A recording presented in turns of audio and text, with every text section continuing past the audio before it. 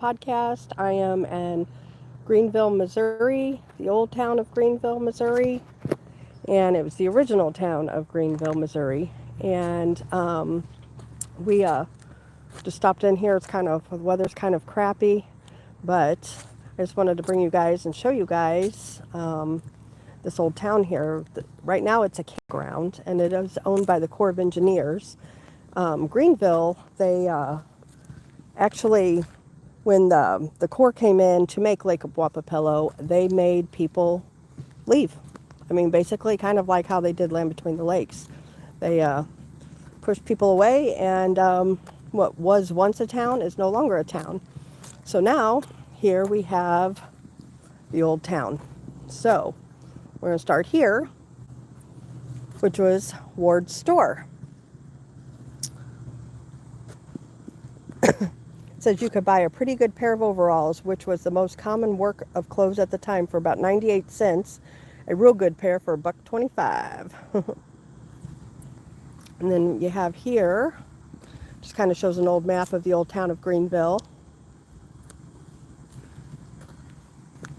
And let's see, right here, it's traffic. It was a traffic light, which is really cool.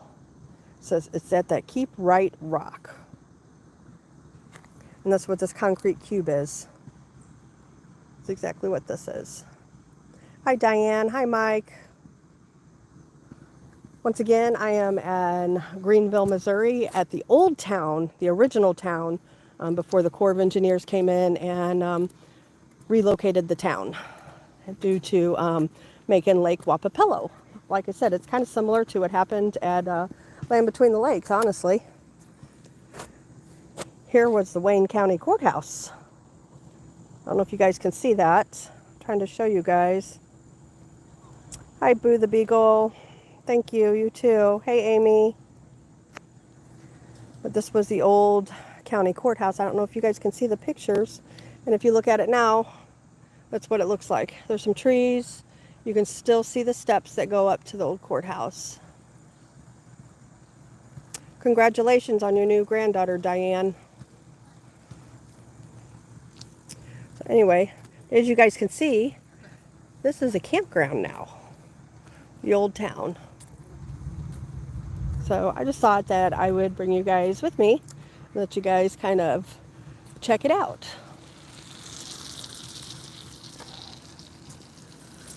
All right, this could be interesting. The headline says she poisoned his tomato wine so she could marry another man. Oh, wow. And then she says he was mean to me. And then it says here, in April 1939, Louise Meyers, 48, of Gavelton, a small town in northeastern Wayne County, murdered her husband, Grover M. Myers, 54, by infusing his homemade tomato wine with insecticide. Ooh, she's mean. She's a crazy lady. Grover Miles was a construction supervisor working on the Wappapello Dam project. His April 15, 1939 death did not at first appear to be murder. Dr. John Wagner determined the cause of his death to be pneumonia and influenza. But after a neighbor overheard Louise and Oscar Stroop discussing Grover Myers' death, gossip eventually reached his sister, what's her name? Alda Whitener, suspecting foul play. She demanded a police investigation, and the body was exhumed and sent to the New State Crime Laboratory in Jefferson City, where a forensic examination detected poison. I'm trying to read it here, guys, but it's kind of crappy.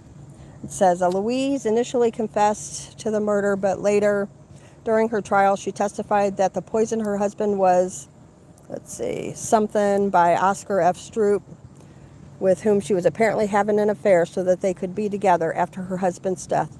Louise also testified that Stroop and another neighbor, Monetta Cook, were both present when the poison was mixed into her husband's tomato wine. I guess we just don't want to have any tomato wine, do we? Anyway, let's see. It says at her trial at the old Greenville, Louise Meyers suddenly changed her whole story and pled guilty. She was convicted of first-degree murder and sentenced to 99 years in prison. Louise served her sentence in the State Prison Farm Number 1 in Jefferson City. Wow. All right, so looks like Harry S. Truman came here. He was on the campaign trail at Old Greenville. That's kind of a little bit of interesting information. It says, I can't read, something George, U.S. Senate candidate Harry S. Truman and Matt Murray near Polk Service Station along U.S. Route 67 at Old Greenville, October 2nd, 1934, which is supposed to be that picture there, but these are in awful shape. It's hard to read them. Anyway, that's kind of cool. And then this here was, as I said, that's more of the old Wayne County Courthouse. So we'll walk on down here further because there's a bunch more here. So, Wedge, I've never even had tomato gravy or wine. Must be an old thing.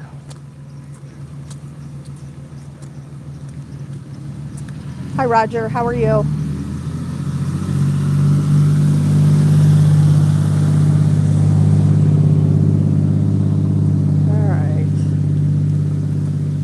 Did you guys see that campground down there? It's pretty cool. That's a nice campground here, honestly.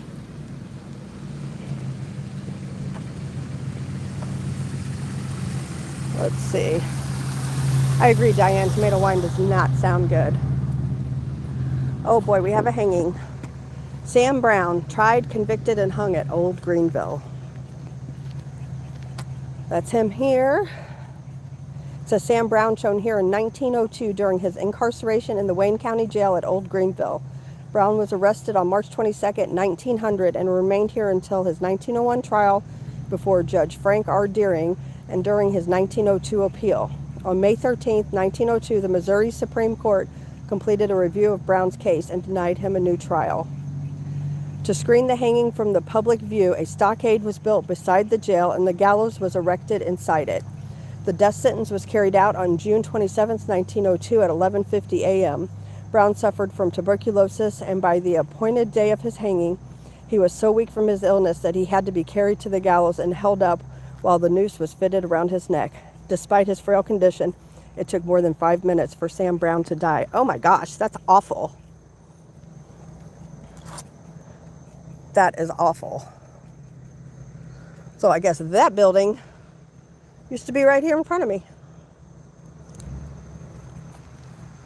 All right.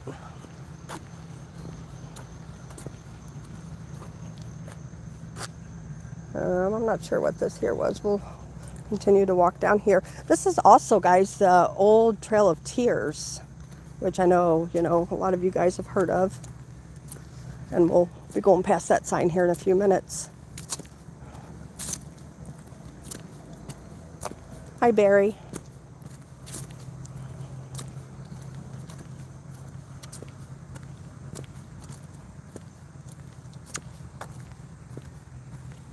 We had a good storm come through here just a little bit ago. I'm surprised I'm getting cell service here.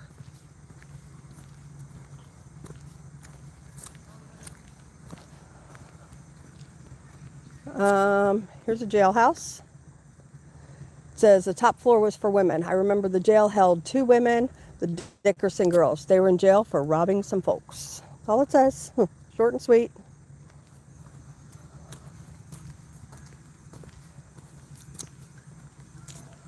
All right. We'll continue to walk.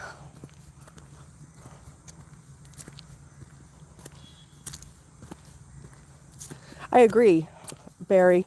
Spilling innocent blood defiles the land. I don't know that that guy was innocent, that they hung, but still. And I will say, this has got a really ominous feeling down here. It really does. And then I don't know if you guys have watched the episode when we had, Brandy and I had Pancho Zorch on our show. And Greenville, this is where he had his dogman encounter. So, interesting. And I could see that because it's very, very, very wooded, good for Bigfoot, dogmen. any of those creatures.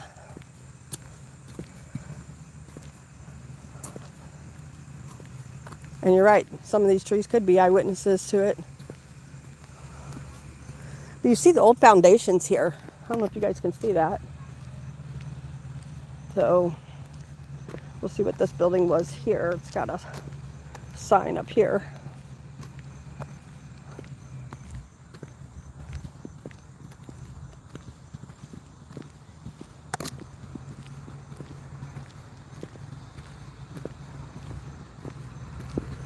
All right.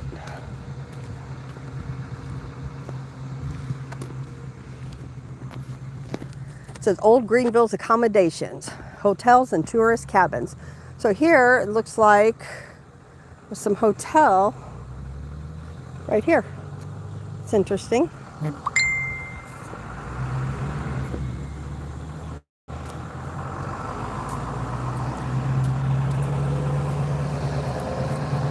But you can see the old foundations.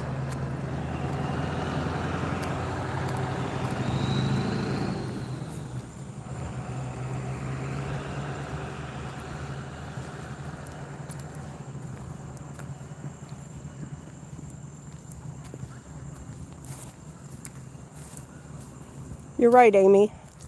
It is cool that these plaques preserve the history.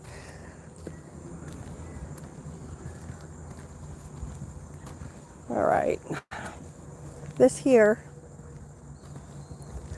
is Hastings Barber Shop. And it says, Sam Hastings was quite a fisherman. He loved to fish, and he'd stand there and talk to you about fishing about half the time. It's taken him a long time to cut your hair because he'd have to stop and tell you how long that fish was that he caught. Typical fishing story. All right.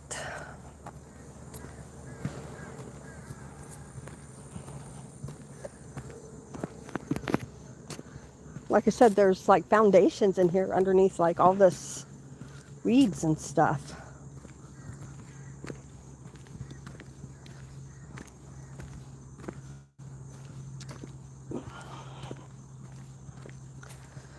All right, this here used to be the Owenby residence.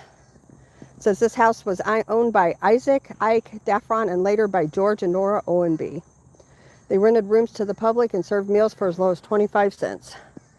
The building was built using concrete blocks with, I can't see what that says, imitation stone face. That's the old building that was here.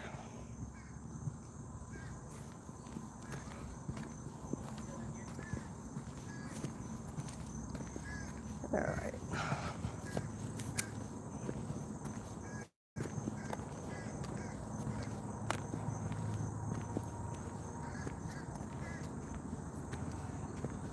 I think all barbers like to talk about whatever they're into. What else do hairdressers and barbers have to do, right? Sit there and talk to people all day and cut your hair. This here says the Smith home. It says Harriet Smith's 2-story frame residence was located in the center of this property. So there's a property. Miss Smith's husband, Ed, was cashier of the Wayne County Bank and a partner in the Smith Roads Mercantile Company. He died in 1926, and later Miss Smith occasionally rented rooms to the public. The Smith house was known for its unique ornamental iron fence. You guys can I don't know if you guys can see the fence in here. Hey, Gary.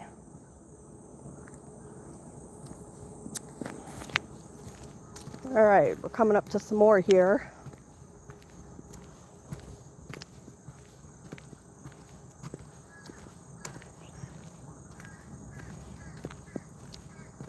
All right. This is like a big slab of something. So, the filling station. So I guess this was like a gas station type thing or something.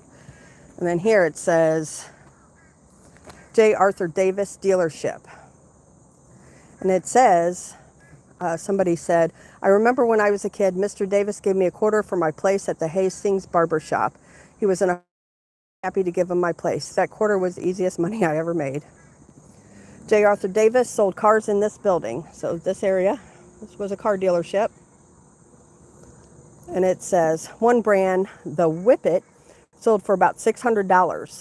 From 1922 to 1926, Mr. Davis was Wayne County collector. Later, Charles Ashier sold Chevrolets. Then Clarence A. Barks and James Goodwin founded the Greenville Motor Company and sold Studebakers. Lat and Kenneth Wilkinson owned the Mighty Good Coffee Company on the right side of this building. So that would be over here.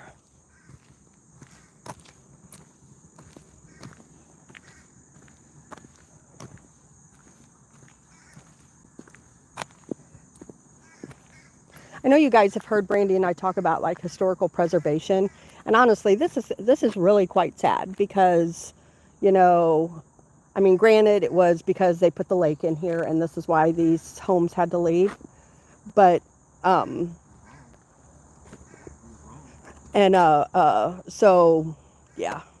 Anyway, but historical preservation is a big deal, and it's a shame that all these places are gone. Barrow Store. Hey David, hey Benny. Hi Gemini. It says Barrow Store. Ed Barrow and his son H.O. Harlan had a grocery store on the first floor of this building. H.O. was the last mayor of Old Greenville and the first mayor of New Greenville. Charles Plew and Frank Mack Barrow occupied the second floor where they bought and sold furs.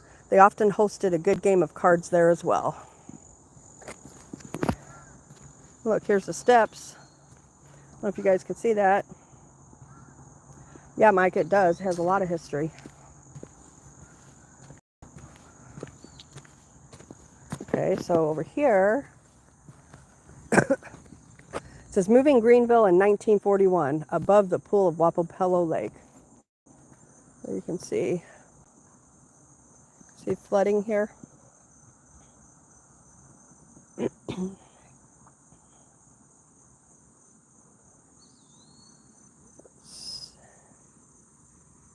Wow. It says in 1940, as Wapapello Lake began to fill behind the newly completed dam, the citizens of Wayne County held a referendum. By the clear majority, they voted to retain Greenville as a county seat rather than to move it to Patterson, Silva, or Williamsville, Piedmont, or any other town. However, that posed a serious problem as the existing town was sure to flood more severely and often now that the dam was completed. Interesting. So just down here a little ways is actually one of the accesses to Lake Wapapello. However, the dam, the Wapapello Dam, is actually 20 miles from here, so it's quite a ways away. All right.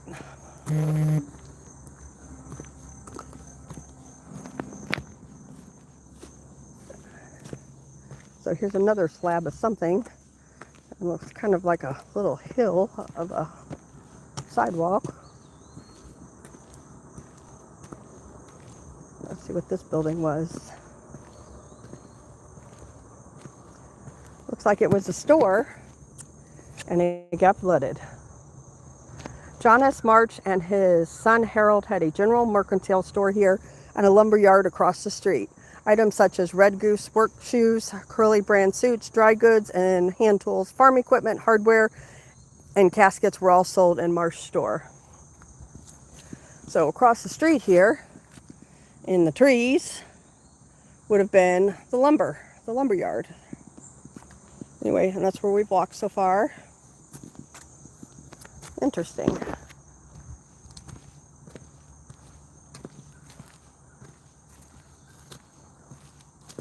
All right.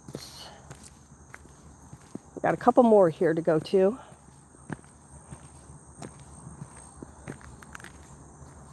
Let's see.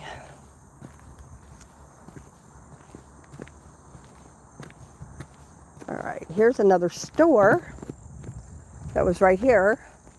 It says Strickland Store.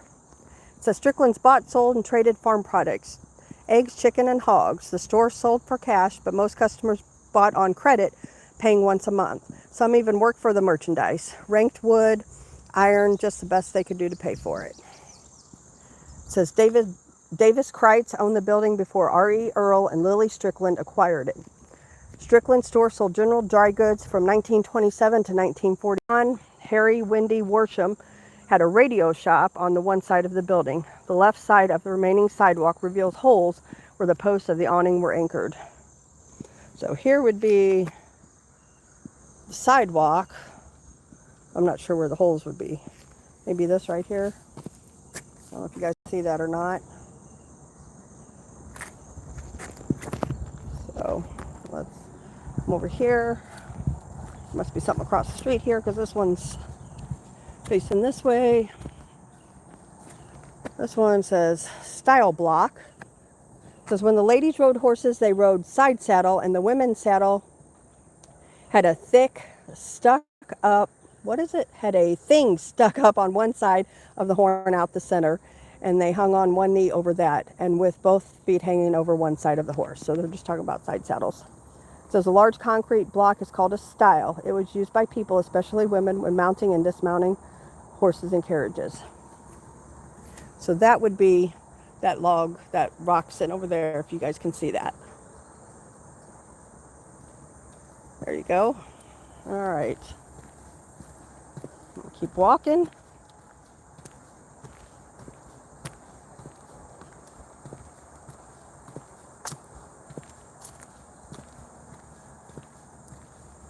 Hey, Paul. I hope you're having a good weekend. You're down at Lake the Ozarks this weekend. That's where we've walked so far.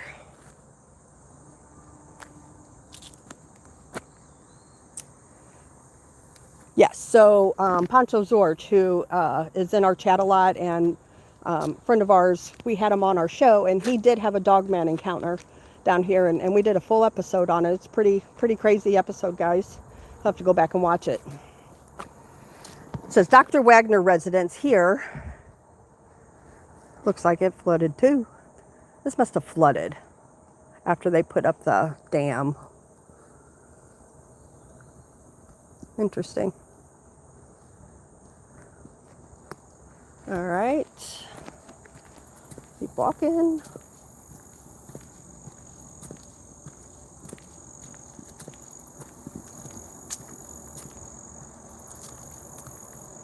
Roger says a lake and dam was created in the area where my mom grew up at back around 60 years ago.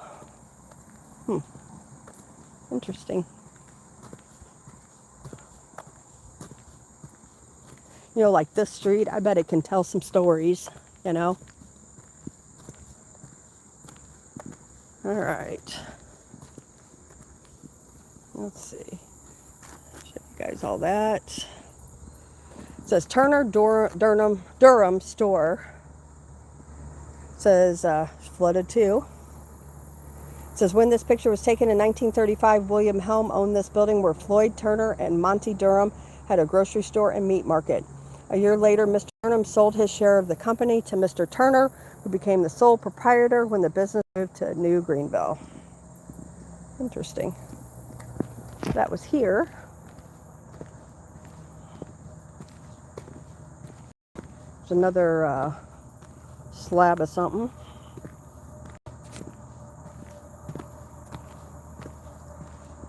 Let's see what these are.